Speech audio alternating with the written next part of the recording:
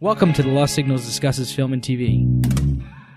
Using the revolutionary Manzur-Amosi Thurlow scale, or MONS, we scrupulously review these art forms with an emphasis on narrative structure. Join us for another entertaining episode.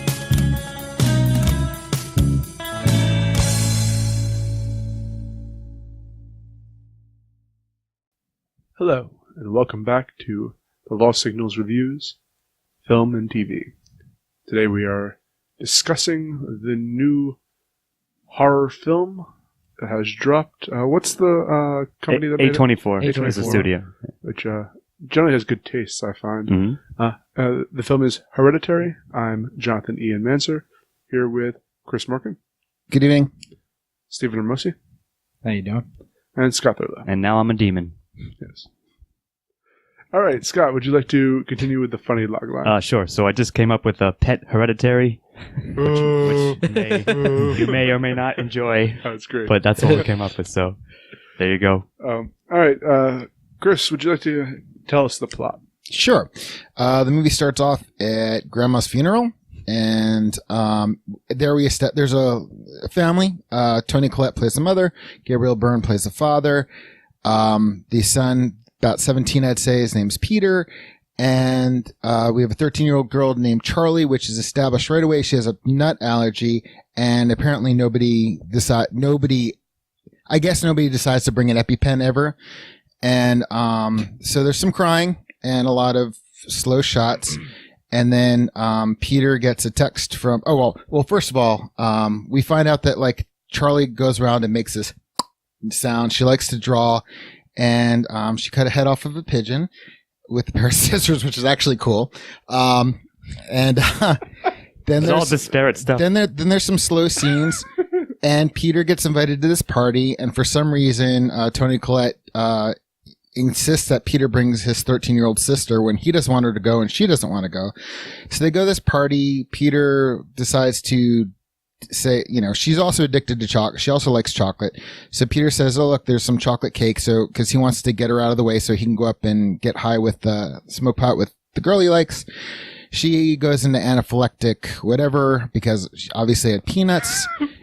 And the cake apparently had peanuts, and they just set that up. They were chopping up. And apparently, again, nobody brings an EpiPen, so Peter drives to the hospital. He's going like really, really fast in the middle of nowhere, and he swerves to miss a corpse. And Charlie, by the way, is trying to get air. You and mean a deer? A deer corpse. Sorry, a deer corpse. Chris, Hold on a second. I'm almost done. Okay. So he swerves, and Charlie gets her head knocked off because she bangs it into a telephone pole, and then pretty much it's slow scenes, Toni Collette being crazy, people crying, and then Gabriel. Oh, and then she meets Joni, who teaches her how to. You said almost done. So Sorry. You have. Yeah. No, I forgot to say that Joni teaches her how to do a seance, and Toni Collette goes crazy. Gabriel Byrne gets set on fire. He burns. Gabriel burns, and then let it go. Everybody dies, and Peter jumps out the window and gets possessed by. This is the worst explanation for a movie. And then hold on a second. Well, that's because the movie wasn't explained to you until the last 5 minutes of the movie. The movie's explained the entire time. If you're paying attention, like it's all established. Yes, there's red herrings involved with this, but it all makes sense in its own logic. Oh, so anyway, the grandmom anyway, that's basically what happens. And if you can get anything out of that. Turns out Charlie's demon lord. So Charlie's one of the 8 demons of hell, and Peter. Oh, sorry, Peter. Well, Charlie goes into Peter's body. Yeah. That's the end of the movie. That's basically it. To me, it was a bunch of it was very slow moving. I felt like it was about 15 minutes of movie with about an hour and 45 minutes of pattering, and I really enjoyed not enough of it to give it any points, so I'm giving it a 0. All right. First of all, I am going to rail against you for a second. Go ahead. First of all, everything is particularly established, and I'm going to get this movie has flaws in it, and the flaws are they're establishing red herrings, and they play it straight. They play it straight that it is a stock kind of witch coven horror movie, and you find out they attempted to put the demon in Charlie, but the demon wasn't happy because the demon wanted a male body. That's why Charlie says, "Oh, Grandma was upset that I wasn't. She wanted me to be a boy." Yeah. You just said that none of this made sense to you. And now you're saying that you got some of these key points that are coming through. Like, everything here is that I understood everything on to the point, to a flaw of, I called twists coming, or at least, I guess, attempted twists coming from a long way, right? But to describe it in such a flippant manner, when this is, yes, it is more style than substance, but it is at core a competent narrative, which is, but the pacing is all about doing horror without having any jump scares, without having any lazy horror. But the thing is, I like movies that are slow burns and no jump scares. There's a movie last year that I saw called, I think it's I'm the Pretty Thing Within the Wall, which is boring, but I really liked it because not much happens. But to me, this movie felt like a lot of padding. And yeah, when you say what you did, which, yeah, that's cool. There was so much in between, and Toni Collette and everybody, it's like it would keep losing me to the point where it's just like, okay, we distill it and you talk about it now. I'm like, yeah, okay, Charlie said that. But there was nothing to keep me invested in any of these characters. This movie was, I mean, I can't, there's no way to argue with that you weren't invested in any of the characters. I'm not going to, like, demand that you be invested in them, obviously. But this movie is all about, that pacing. The entire point of it is that it's, like, basically every scene in this is kind of tense, and, like, there's something going on that you don't really know why the scene feels so tense, but there's tension ramping up throughout the entire movie. At least that's how I felt. I actually got none of that, and I said I was trying very hard not to hate on it. No, I said we're welcome to hate on it, but that doesn't mean that I can't hate on it. No. You can hate on my. I hate that you hate this movie. I hate. But allow me to jump in because I'm looking at a solid-ish 2. I certainly don't think it deserves a 0. I think there's enough there. And yeah, if they did set up a lot of stuff, like there was enough breadcrumbs, I guess I'll say, given throughout. Yeah, there were a couple of red herrings, a couple like false leads, if you will. But nevertheless, enough was there that when it came together, like when the picture was like, okay, here's what's happening. Here's the whole plot. Like, here's what, like the conspiracy, if you will. Like, I guess I call it like Xanatos demon summoning plan, like pretty much. Like, but I didn't feel there were any like glaring plot holes or anything with it. I will say some of it sometimes felt a bit slow, but overall I was more invested clearly than you were. What I got from it from right off the bat reminded me of something from the 70s where there's like a Rosemary's Baby. It tried to be more like a Rosemary's Baby. I think it's more succeeded than not. But I see that's the thing is Rosemary's Baby kept me invested all the whole time, and every time, I mean, to me, it was just like every time Toni Collette freaked out, which was a lot.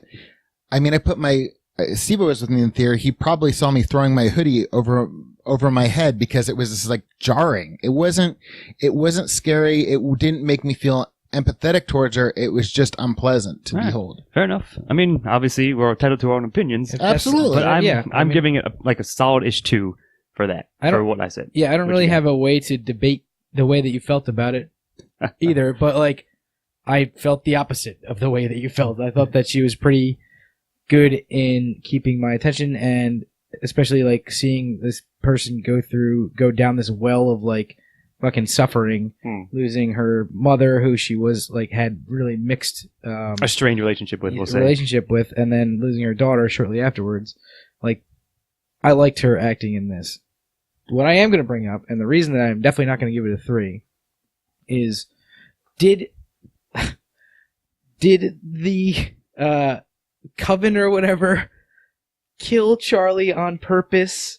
Was that what they tried to say at the end of this movie? Is like, oh, this was all set in motion by us? Like, I think it was part of their plan. We got this guy to go to we got her brother to go to a party. She got a nut allergy. We had him drive 100 miles an hour and knocked her fucking head off on a goddamn telephone pole. I thought that too, except what I think was they had a plan for Charlie, and then this happened anyway. And they were like, that move up the yeah. fucking timeline. That's fucking hilarious. But I got the sense of something like that too, and it's really funny the way they phrased it as such. But, Like that bugged me, so I'm Sure. I'm definitely gonna give it a 2 because that feels like a plot hole. I got you. This movie's not without flaws, but I think it hits more than it misses. At least to me. I know you disagree with that, Chris. Yeah. I generally feel so the same I'm way. gonna give it a 2 as Yeah.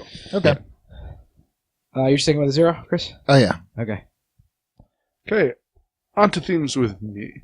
Now, granted, there's that whole family aspect of it, and the Hereditary, to drop the film title there. Mhm. The I actually titular. want to talk about something they bring up, which is Hercules, and whether tragedy is more effective or less effective when a person has no control over the events that happen to them. And they're saying that Hercules, because he was doomed by the gods, but it's still a tragic figure. These are tragic figures, even though there's nothing. What I liked about this film is there's nothing, they all made mistakes in a way, but I don't think any of them acted irrationally, aside Because they didn't have a lot of Annie. they didn't have a lot of information, so they didn't know what the fuck was going on. So what else did you want them to do? There's nothing they could have done to escape the fate they were in. Right. And it's still, to me, a very tragic story. And I think that's, again, when they have those, I think in Halloween they do it as well, when they have the classroom scenes Yeah. to establish, here's the theme we're going for. So I think that's what they were doing here as well. Yeah, and I like that as well. Like that little, thrown in on the side when Peter's like texting his buddy who's like 3 rows away from him on his phone, not paying any attention. That's where the real theme of the movie is thrown out at you. And I kind of like that, like kind of slightly subtle toss there. Sure. Chris, I see you fucking chomping at the bit over here. No, Go ahead. no, because I want to clarify something. I like slow burns. There was a movie You don't out. have to defend yourself. No. I'm just saying Think because what you want about this movie. No. I'm speaking to your tragedy, and I don't want anybody to think I'm dismissing this movie out of hand, because there's a Sissy Spacek movie called In the Bedroom, which if the movie when you watched it, it was a tragedy and it was really depressing, and it felt like you were in the movie theater for 2 weeks, but I really cared about those characters. You really got to sit in their grief. But again, my biggest problem with this film is, I guess you guys are putting it to me, all the red herrings. I mean, there was like the narrative to me wasn't tight, and like these themes that you're bringing up, I'm like, yeah, I guess so. But when I was watching the film, I never got it, because it's like I did not like the way it was presented. I did not think it was effective, and I can't give it. I understand what you're saying, but I actually can't give it credit, because the presentation, I didn't get those themes through it, because look, I've seen movies with grief, and that's well, it's cool, I guess, but to me, this was, I feel like this thing missed every opportunity, and this is why I get mad at it, because I think there's a really tight, really good movie in here, but I only saw every missed potential. I didn't see it really succeed. And I saw what could be for the future, and I appreciate what is now. And we're not going to agree. We're not going to change our minds. No. Do you give it a 0 or 1? Yeah, I give it a 0. Right. And I'm just going to say, I'm going to give it this much credit. I'm really liking films where they go back when there's not jump scares, because those things are tedious. 1. I was somewhat wavering, but leaning towards a 1 already. And yeah, you're right. Like the Hercules thing, it's funny that you mentioned it. That you often see that in horror movies where they have a classroom scene and they're talking about like some specific work that obviously is applicable to the movie at large. And I think that is true enough that you can see that in the family story itself. So I think I'm gonna give it a solid-ish 1 as well. I just have one final thought. This reminded me quite a bit of White People. The story. Remember that story? Yeah. That we reviewed a while back. Yeah. Oh shit! Go check it I out. never read that. So, yeah, you should. It's actually check that out. But It's- that's one of the things I'm like, God damn it! I've been meaning This to read is one it. of It's the on my things that queue. you'll like. Yeah. You'll like that Story. Yeah. Yes. Yeah. But yeah, I'm giving themes a 1 So- as well. All right, Scott, on to you with the antagonist. Oh yeah, so given that, right, should it be like the inescapable demonic fate that's no matter what you do, you're chained to it? The events were going to unfold regardless of whatever choices they were going to make. Like, this is another one I'm somewhat wavering on, because what were they antagonized by? I guess Joan, the medium who was like secretly trying to come up, like, enact her demonic summoning plan, I suppose.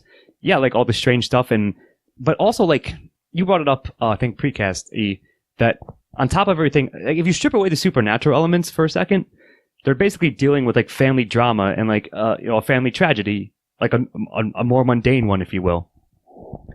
Iago. Okay. But Joni is an Iago in this case. No, I she see what you presents mean. herself as a friend. I get what you mean, who's yeah. seeking to destroy this family from within. And I love that character archetype. And if she's Solid. the face of the coven, and she is, we don't know any of the other. There's other actors here.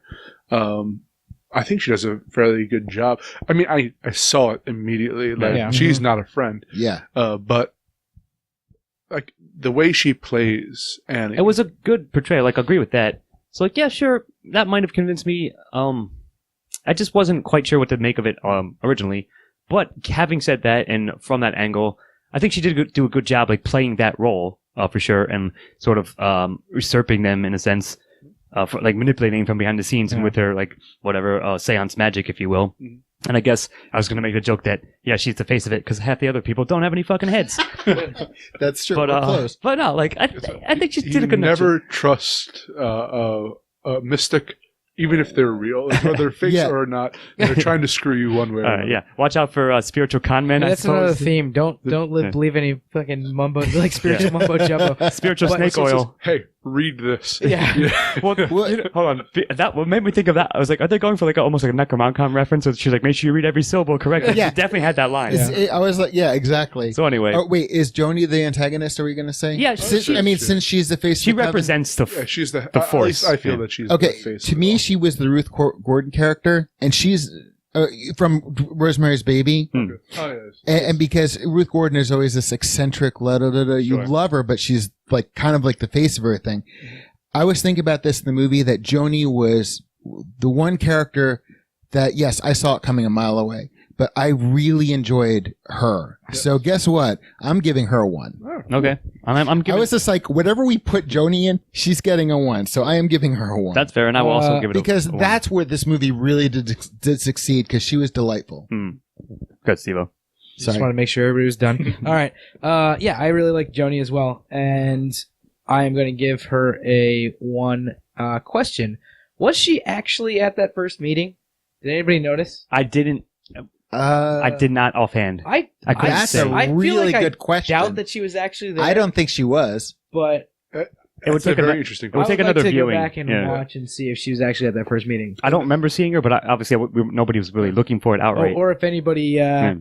if any of the people from home can give us give us the info. I guess also you have to include like the Prince from Hell.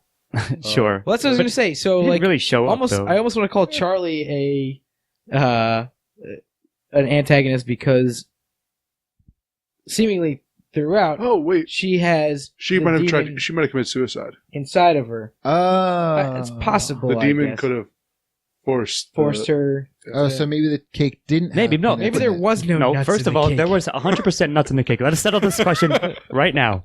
There was a scene at the party when a girl was chopping up like ingredients Oh yeah, for the the cake. walnuts. That's right. yes, you're That's right. you're That's right. So All right. if the demon's plan was indeed he could have killed her with nuts, if you will, before that, anytime before that. But anyways. at least had the parents around. Yeah, maybe. There's some- Maybe it's just a definitely- chance. Perhaps, possibly. That's a, I that's don't a know good, how the mechanics of Yeah. hell work Yeah. necessarily. Yeah, Yeah. Straighten us out on that, I guess, if you have any info or insight upon that. But that is a funny thing to mention. I didn't really think about it until now. Regardless, though, I'm still sticking with a solid 1. I'm gonna go with a especially for strong Joni. 1 for both. I liked So- the character okay. as well. Where are we putting Charlie? Are we putting her in the antagonist as well, like Joni and Charlie? It depends on what Charlie is. I'm sort of splitting her between this and possibly secondary. Yeah. So I'll give her a little bit of credit, like on both fronts. All right, I like that. Stephen, onto you, the protagonist. So I guess Annie is the protagonist. Maybe And Peter, to her a and Peter. degree, Peter. I think Steve is more of a supporting character. I would say More of one, yeah. than the two of them. But I think Annie is really the protagonist here. I might even put Peter as a supporting character in this. I'm not sure. I'm kind of doubling up on them, But go on. I liked Toni Collette's portrayal of Annie in this. It wasn't like mind blowing like all the ads would have you think, but I thought she did a really good job as this like strung out, just crazy, really depressed artist, stressed and depressed. and like you see her emotions through her art. She does a lot of really weird shit, like her. The tiny houses, yeah. Her daughter's fucking death scene in miniature. Arts and crafts save the soul. Yeah. But that's the thing is soothing. But I love the little like those little like quirks about her, and like I think that they added a lot of small little details about her. No, I agree. I like her as a character, so I'm going to give it a 1, unless anybody can convince me otherwise. I'm not going to give it to you otherwise. I think her performance reminded me, and I think Frances McDormand did it better. But from the Three Billboards, because they're both mothers dealing with a heavy amount of tragedy and trauma. Sure. Yeah. And here's the thing is, I think you disagree with me on this, Chris, from what your previous description is. I think that she had to carry, a lot of the actors had to carry this film because there wasn't much of the film. Like, they had to do all the work here. And I think for the fact that she had to act her way, carry a lot of scenes through acting, and I think she did for the most part. Until the very end, of course, she wasn't really over. Like she was believable. She wasn't painful to watch. Try to force like that kind of tragedy. And I think she did a very good job, and I think it was a very good performance. No, I was fairly impressed with it as well. You're right, Steve. Was it mind-blowing? No, but it was damn good. She did a really good job with it. She sold a lot of it. She sold a lot of it for me, for sure. I thought there were like maybe 1 or 2 points when she went in just stretching it just a little bit, but by and large, really fantastic, really spot on. You know what sold it for me? The dinner scene. Yes, and I was going to mention that later on to a question, but certainly that's a standout scene, and she was a big part of that. I'll 100% give her credit on that one. So yeah, I think I'm looking at a fairly solid 1 for protagonist. And if I lump Peter in as well, I think he did a pretty good job with his part, and both his acting part and his part in the plot of the demonic summoning plan. All right, I Toni Collette's a fine actress, and she carried this as well as she could. But my problem was when it got to things like her doing the doing the little collage of her daughter dead. That got a laugh out of me instead of tragedy. I didn't, as an actress, Toni Collette's great. As a protagonist, I really wanted her to die, and her tragic, the things that were tragic about her, the things that, could have been scary were either, I was either found tedious where I put my hoodie over my head because I was tired of silence and screaming, and the other parts made me laugh, which made me chuckle, which to me, again, it's one of those things where it missed the mark, so I cannot give her character 1. Toni Collette, I'll give her 1 because she's a great actress, but her character overall in life. I mean, as an actress, I think she did the best, fantastic job with what she was given to work with. But we're talking about. But you don't like the character, right? But as we're talking about the character, because I'm trying to keep this narrative. My personal opinions of the film aside, as a narrative piece, I don't think she did not keep my interest. I did not care about Well, her. then on the narrative side, and I'll defend the 1 for that, I believe I've seen people suffering from these kind of tragedies, and I believe that she's going through it. Again, you know the history of insanity in her family, and which they set up, like there's does start coming out, and I don't know if they're ever trying to play it. It could have been one or the other.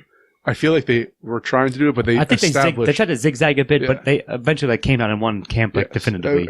Hard on one camp. Yeah. So I think they did early enough that I never believed that she was insane. But I believe the character in her interactions and her soul succumbing to a medium who said, I can help you get over your grief. I'm going to give you a way to contact, and then basically she sells her own soul. Yeah. But That's a good character. but that to me goes to Joni more than her. Yeah, but as a suffering mother who's looking for a way out, that's a good character arc. And I think it plays out well. I'm on your side, so I'm giving it a 1. Sticking with a 1. Mm-hmm. All right, Chris, on to supporting. I really liked Gabriel Byrne's character. I felt that he was really sympathetic and doing everything he could to hold the family together. I really liked Peter because he, I'll tell you one thing that kept my interest for the entire 10 minutes. It was when he realizes his sister was dead. Most of the time in films, portraying shock is you don't know what to do. And it was like, he was like, okay. He drove home and went right to bed and like left his sister's headless body in the car. And, I'm not laughing at that because that part freaked me out when I saw his sister die. That was one of the few moments I was actually Of actual affected. horror, sure. For you. No, it wasn't horror that I was actually affected emotionally by the film. Okay. But I think both the actor and the character played it right on the money. So and I liked Charlie's character a lot. I'm definitely I think supporting and antagonist are definitely the two strongest ones for me in this movie. That's fair. I do agree that Gabriel Byrne was pretty solid, and I made not that it was funny, but what I thought was a good sort of subtly done portrayal was he was to put upon what the hell is going on with her family, just trying to have a normal life, and everyone's going fucking nuts, demons are coming and shit. It's I think he did a very a subtly but believable fulfilling that role. And I think Charlie was pretty solid. Her actress, for a child actress, was fine. She was creepy enough, and maybe that's one of the slow roles we thought. It's going to be an Omen story, a creepy, creepy little girl story. But no, she gets killed fairly early on in the plot, and then her death, the specter of her death, hangs over the plot a lot. So yeah, there weren't that many characters, but I think those two were the, if not the central family protagonists, they were the ancillary ones, and I think they both did a really solid job. Peter, like I said, I count him more as a protag, again, half and half here. So I'm still going to give him the other half of the credit in secondary, and give them all collectively a pretty solid one. Ants, flies, various insects. Just insects. What about corpses or headless grandmother corpse? I was about to say headless corpses. Well, she's straight a villain. Okay. But I totally thought that Peter was the one who was going to burn the book, because I realized that Charlie chops off the head and then her head gets decapitated. I'm like, oh, are you going to foreshadow everyone's death beforehand? And they don't quite do that. But nonetheless, I like Gary Byrne as the one sane man. The put upon father trying to figure it out, just trying to keep everyone together. Aggrieved by being in a horror movie when all he wants to do is go to work. Come home. I noticed that he and Toni Collette were executive producers, and from my time in California, I know that sometimes in order to bypass contracts and give actors extra money, they give them a production credit. So this is the first thing I saw. They were the first executive producers. Sure. I'm like, all right, that's extra money. And I agree with you. I think Gabriel Byrne. The dinner scene was one of the few strong scenes I felt in the movie. I liked the fact that Gabriel Byrne's there making dinner, and she's like, I'll make dinner. He's like, I already made it. It's stuff like that. I wanted more of that. Sure. The pacing was my biggest problem with it, and like I said, I'm really trying, because all the things you guys say, I can't disagree with, but to me, the pacing and how it was done is what ruined the movie for me. All right, hang on a second. You said that this movie was mostly padding. Then you also literally just now said, I wanted more of Gabriel Byrne cooking dinner. No. I said I wanted, the dinner scene, I agree with you. No, I wanted more scene. All right, I wanted more of Gabriel Byrne cooking dinner. That's great. Just that, though. I want Gabriel Byrne to have his own cooking show. This movie should have been just Gabriel Byrne. Gabriel Byrne. See, it'll be a barbecue show. Gabriel Byrne's. Okay. And no, but what I'm saying is, Gabriel Byrne's chicken. whatever the hell. Sure. Anyway, hold on? Let me talk about this because I haven't gone yet. All right. Supporting characters. We've been on it for 7 minutes now. I really liked Gabriel Byrne as well in this. As Steve, he does a great job. Peter, played by Alex Wolff, also does a really good job. Chris, as you were saying, I really did enjoy that scene where he knocks his sister's head off. Sorry to laugh. Well, not knocks it, just how he reacts to it. Well, he facilitates the knocking of his sister. Yeah. Sure. Like that's one of the more powerful scenes in the movie for sure. Yeah. And Millie Shapiro as Charlie is really good. Strangely enough, like I almost don't put Charlie as a supporting character and more like. So at the end of the movie, it's made clear that this demon has been like living inside Charlie, and then after she dies, it's free to take over Peter. Yeah. Peter, right? So like I almost call Charlie like a demon the entire time because when that's the fair. demon goes into Peter, they call him Charlie. The whatever, and they're like, Charlie, it's gonna be okay. Like you're in a male body now, whatever. Yeah, that's right. Yeah. So I assume it's still the same spirit or whatever the fuck Demonic entity. that has gone, like, including all the parts that were Charlie and I forget what the hell the demon's name is, but Plintar, something like that. So I don't know if I count that. I don't know if I count that as all supporting or part of the antagonist. But either way, I really like it, and I enjoyed the rest of the supporting cast as well. So I'm going to give it a 1. Yeah, I get what you mean, but still giving it 1 overall. All right, so should we speed this up then? Dialogue. I'm torn. There's some really good scenes of dialogue.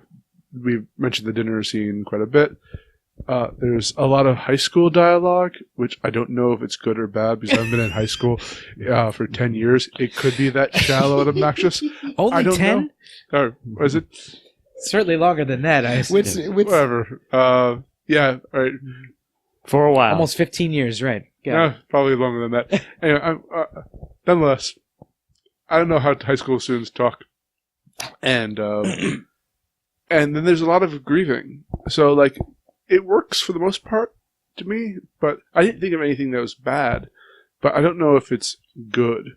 So I was iffy on it too, and I still kind of am, but I might be leaning towards a soft 1. But here's my issue. Maybe, I don't know if this is quite dialogue, but I brought this up right after we stepping out of the movie, where I felt as if there was like a bit too much exposition, but not dialogue per se, like too many articles, like, now here's another email, here's a postcard, like open this book, and you have like, I get it, like they got that, they needed to get some of this information across, but eventually, I mean, I remember thinking to myself, like, how many times are they going to like use this as a device to convey a piece of information? And like I said, granted, it's not like actors talking to each other, but I felt that maybe I took off points for plot, but also here could be an argument as to might sway me, but like we said, some of the highlight scenes, the dinner scene, of course, and a number of other ones that were good enough that may just push me over the edge for a 1, even though it's like closer to me than it could be. So what do you guys got? I think I'm going to give this a 0, actually.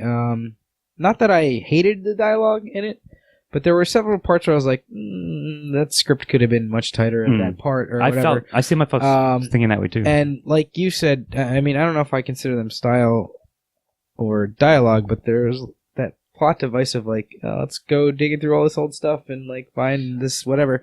Like that didn't hit home 100% for me either, and I think I just am on the other side of it. This is nowhere near the strongest point of this movie, and I think I'm gonna give it a 0 for it. I think that might have convinced me. That's a good argument. Although I don't think there's anything wrong with the high school dialogue. It just wasn't like it felt mind blowing. It was no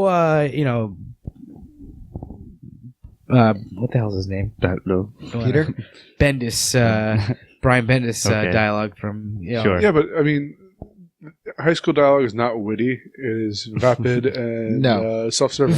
Vapid is great.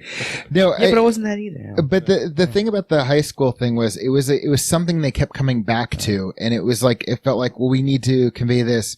I agree with Scott that it was a lot of redundant things, a lot of reading. I laughed at the beginning because basically the first thing she pulls out was basically the big book of spirituality. It was just like it's like let's be it's like because it's like all the books are like spirituality.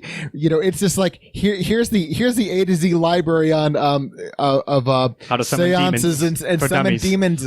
But I'm also going to say one thing about what you said about high school. Yeah. When Charlie was making a doll, and the teacher said, play with your toys later. How about doing the quiz? And she flips over the quiz and puts the pencil down. My first thought was, holy shit, I'm glad I'm not in high school or grade school anymore. I would love it if Charlie just stabbed her teacher with a pencil. That would have been too. They almost like horror. That was kind of like one of the straight up. subversions, or like a red herring, if you will. Like she kills a bird. She cut. Does she? I think she. Or does the bird just fly into the window? The demon killed the bird, and she cut the bird's Who head knows? off. yeah, Nonetheless, I agree. I'm going to give it a 0. I think I'm going to go with the 0 Not as well. For any particular reason, honestly, just I think it's just you convinced me. Like you made Just because you don't want to give it a 9? no, because I just don't think that it It's was not strong as overall. good. As, Yeah, I agree. Like you said, it could have been tighter. It could have been like cleaned up a bit more. So yeah, I'm going to go with it. Maybe a soft 0, but I don't think I'm going to give it a 1 at this point. You guys convinced me. And like I said, I was There's a part wavering. in the obituary, not the obituary, in the eulogy scene in the very beginning where she says the same word Yes, twice within 2 she sentences. says she was always something. and like I was that. like, that infuriated me. I was like, I what actually writer? heard that. What fucking writer? However, allowed though- this to be in hold the on. first part of your movie. Yeah, I was gonna say the eulogy scene was the one thing that I actually found it amusing, but not in a good way, but because of exactly what you I said. noticed that, Steve-O, but I thought of it this way. I'm like, well, if they're going for, like, think of it this way. If you're going for how, like, people really write eulogies, like, perhaps she was, like, she got nervous and she, like, stumbled over a word. You know what I mean? Like, I definitely noticed that. She said she was always there to give you always a kind word or something like You that. have to reach for an explanation.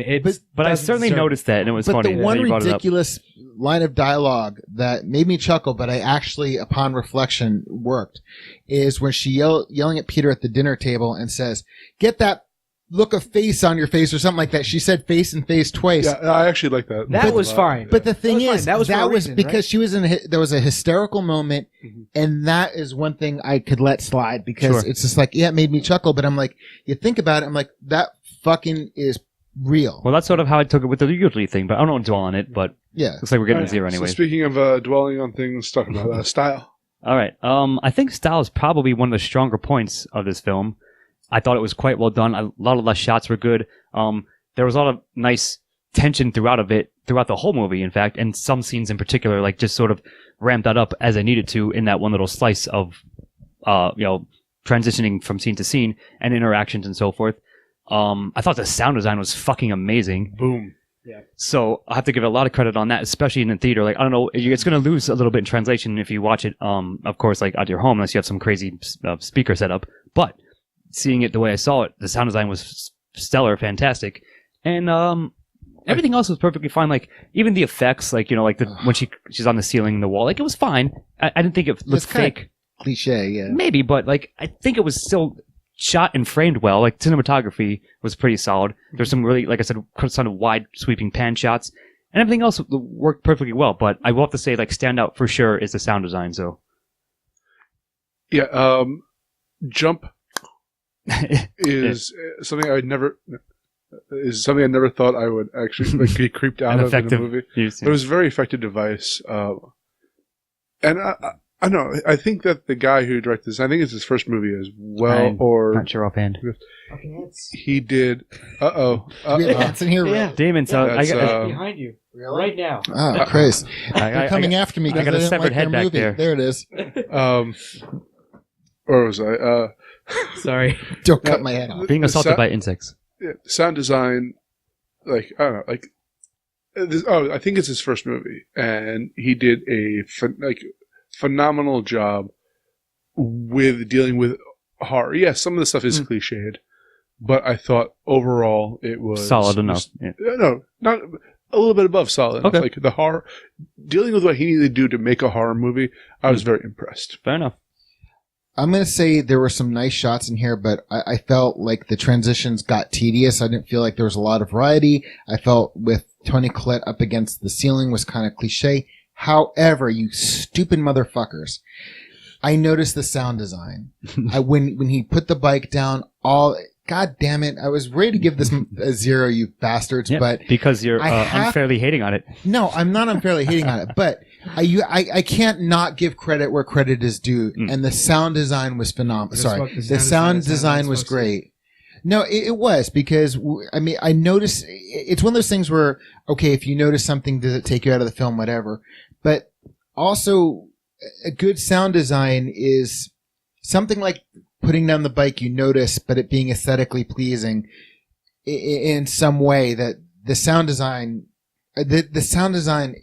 stylistically, I think is a really strong element. I was kind of like, the movie opens on a really cool scene where they establish the, mini houses and they close in on Peter and Gabriel Byrne coming in and giving him his clothes.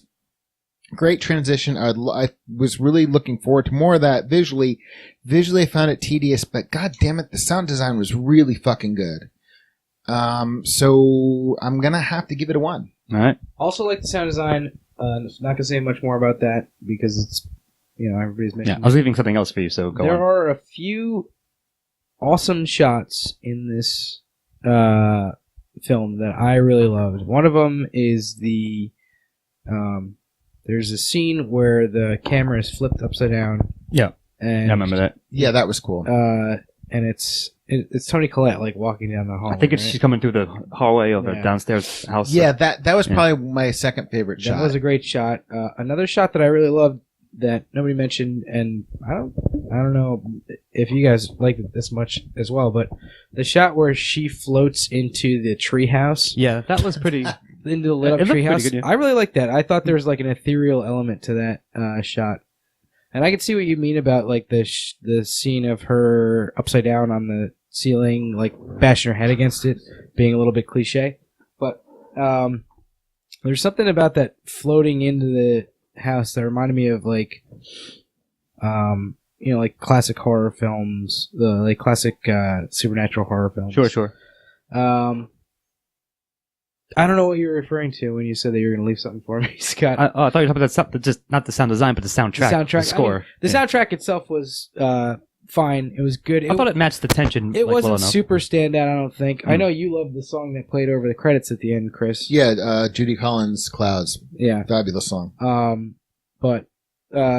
mean, everything was... stylistically, I thought this was a good, well-done movie. So, that's me. Okay, Steven, Yes. recommendation. Yeah, I recommend seeing this film. A24 does a really good job in producing their films. Choosing what they do. In my mind, there are better A24 movies out there, and I heard about this movie and at least one place was saying it's like the next Exorcist. It's certainly not that, but Yeah. I'll leave off that because I know you're going to ask a question about that in a moment, Ian. But or similar. But yeah, I think it's a horror film worth watching if you like more psychological horror. With it's got the With some supernatural elements Yeah. thrown in. Exactly. But it is like a tension builder type of movie. So I enjoyed it. I'm gonna give it a 1.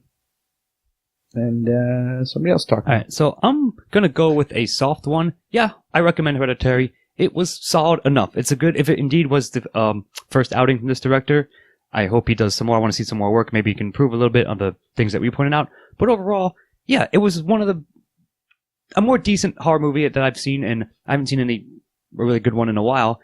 And this one was like solid, good enough. So at the end of the day, yeah, it's not the most amazing one, nor is it like the next Exorcist or whatever it was touted as either. But it was still worth a watch. So Who touted that? it was definitely it was on a tagline for sure. It was, yeah. Here's the thing is that I was really impressed by this film. And yeah, it's not up to snuff with The Exorcist, but can it be compared to it? I think it can. Well, I think the reason it was because of the Possession angle. But it also has that old school, like kind of 70s, like horror that came out that we'll actually gonna have a brief discussion of in a moment. I like this film. I like this style of horror, and I think if you're a horror fan, you'll like it. If you're not, I don't think it'll like Exorcist. I think you can appreciate if you're not a horror fan. I don't believe you'll appreciate this if you're not. I pretty much agree with that. setting. But I think it's better than average for what comes out now. Yeah.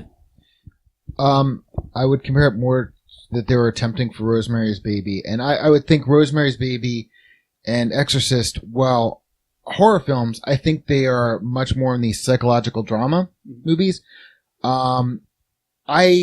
Despite the checks I gave it, and I'm going to give this film credit where it's credit's due, because when it was effective, it held my attention.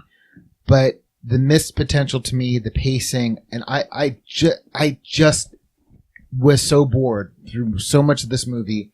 I did not have a good movie-going experience. The things that I loved about it were so few and far in between. I cannot in good conscience recommend this movie at all. Okay. See Rosemary's Baby, Blackcoat's Daughters, an excellent movie. The Witch. These are all films of slow burns. I think I really want to see what this director does next. I think he's got a lot of potential. I think he just needs to tighten some stuff up. Like I said, to me, it was more disappointing and frustrating. So, like, when I came in here and I was angry talking about it, I realized it was more of my frustration. But I really did not enjoy watching this movie. By the way, The Witch also A24. Yeah. But that's a phenomenal movie. I Sure. love that movie. Okay. All right, so I'll give the scores quickly. 3 of us gave it an 8. This guy gave it a 3. I'm the curmudgeon. No. You do not get curmudgeon title for Come this. on. It's got to be more than one. Come on. And Should I go back and just curmudgeon one man? 6.75 overall. I think that's fairly fair, if you will. Like, it's pretty close. I think it should be closer to an 8. But Yeah. I mean, round up to a 7 and you're good, I think. I mean, Chris wasn't here to be giving it an 8. So, Yeah, I fucked. So anyway. even by blew the that curve. virtue, I don't get curmudgeon. no, yeah. I'm going to be curmudgeonly about your. God damn it! So we have the curmudgeon. no curmudgeon today. Curmudgeon pissing So contest. I was going to ask a question. I do it now. Since this has been compared to The Exorcist, what movie would you compare it to? Chris, you gave him my answer already, which was Rosemary's Baby. I think that's I think Rosemary's Baby is a better movie, but I think that it's actually a fair comparison between the two. Scott, I went with Poltergeist to an extent, but Poltergeist has a bit more comedy to it. This one is just straight up like tense psychological, but I think given the nature of like a family's being menaced by a supernatural element, so that's why I sort of like compare it to that. I don't think it quite gets a Exorcist comparison, although maybe I see whatever review or reviewers said that. But for me, I think Poltergeist is a good, if not a 1-to-1 ratio, a good enough comparison to the old wave, the old 80s, 70s wave of them. Steven? The first thing I thought of was Carrie, and I think it's just for like the adolescent angle. But it's got that kind of like child has weird powers angle to it too, and it kind of had the same or a similar vibe to it, that at least to what I remember Carrie being. It's been a while since I've seen that movie, but All right, Chris. Rosemary's Baby, but I appreciate it, but I also agree with you 100%. They were really going for a lot of the 70s things that were kind of Rosemary Baby knockoff, that there's something insidious going on. You know what it is. maybe Insidious. I never actually saw Insidious, but It was alright. let's put it this way. I want to see what the director does next. I'm not going to... So I think we can all agree we're just to see what does next. So I'm either definitely way. going to say it's a nod to a lot of the 70s films. I'm going to say that a lot of the 70s films were kind of like a nod to Rosemary's Baby. So I'm going to have to say solidly with Rosemary's Baby. I thought you said that it was a movie you would have gone into a Blockbuster back in the day, picked because it had a good cover, and then got disappointed with watching. But that's exactly what happened. I would have gone in there and be like, oh, fuck, this But is you going to can't be one think of of those any things. Oh shit, this is Rosemary's Baby. All over again. no. Rosemary's Baby 2. Oh man. No. Didn't they actually make Because there have been some knockoffs, some like that I've seen that I've really enjoyed, that I said, yeah, this is kind of not a Rosemary's Baby, but it's in the same vein, that I've really enjoyed. So this would be me going into Blockbuster or whatever and be like, fuck, I can't wait to see this, and be sitting there going, oh my God, and walking around and doing the dishes and so forth. So yeah, this would have been something I would have been duped into seeing, especially if somebody said this is the next Exorcist. It would have been something I would have duped into seeing, and probably would have spent more time doing the dishes than actually watching the movie. I'm Jonathan E. Manzer, and I like this movie. Here with Chris Morgan, Keep your head in the window. Stephen Hermosi. keep your head on your body. And Scott Thurlow. I'm going to do the opposite and saw my own head off right now. See you next time.